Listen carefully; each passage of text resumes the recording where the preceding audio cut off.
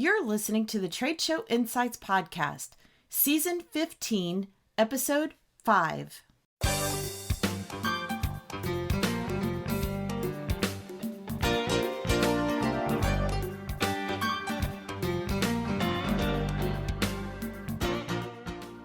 I'm your host and exhibit marketing strategist, Marlis Arnold, bringing you tools to improve your exhibit results.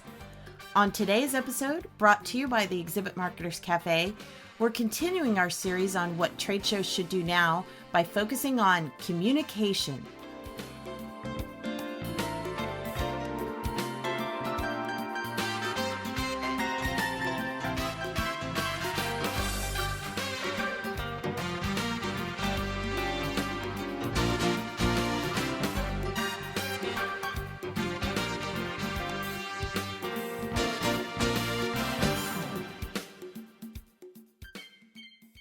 Now that we've transitioned from freak-out stage to somewhat of a new routine, at least in many of our day-to-day functions, it's important that we continue to stay in touch with our audience.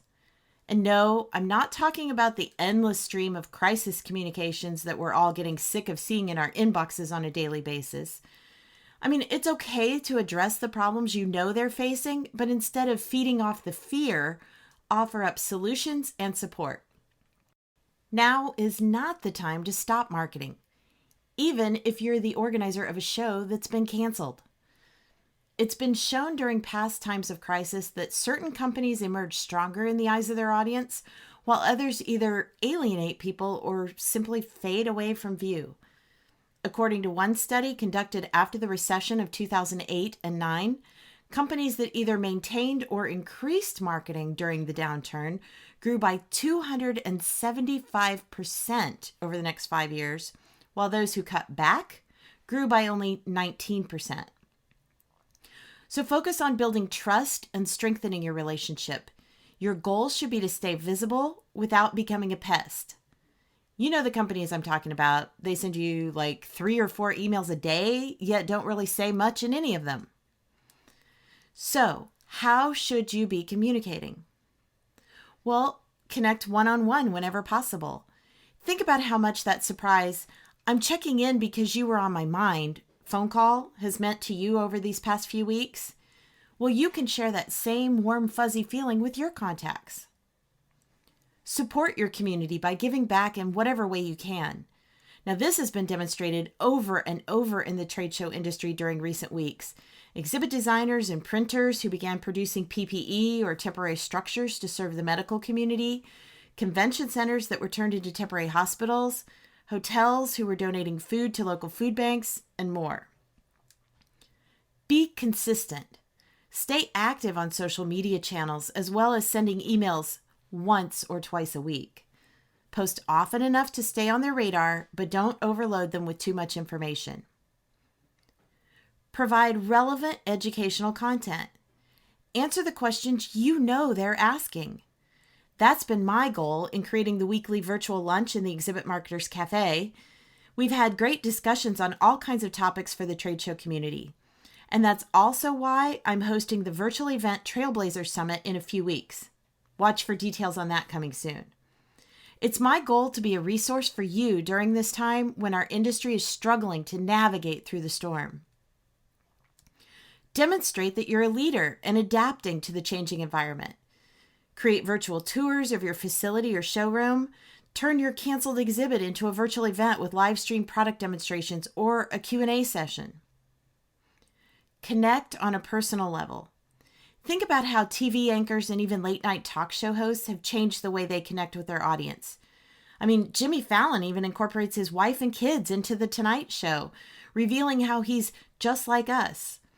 Now, of course, there's a fine line here. You don't need to get too personal. Just share enough to make you relatable. Tell personal example stories when they're appropriate. Show empathy and transparency. Be positive and authentic. Car companies have been doing a good job of this, talking about how they're providing contactless service or flexible payment terms.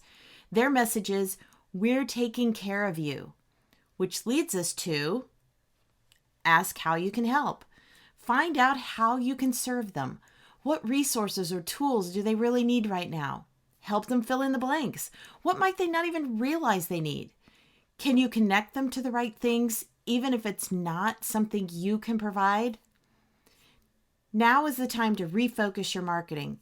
Show up in a way that connects you to your audience, and they'll repay you with loyalty over the long term.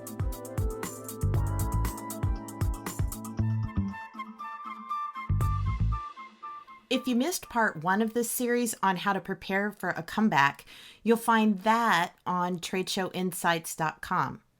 And coming up in part 3, we'll cover how to incorporate virtual elements into your future trade shows and events.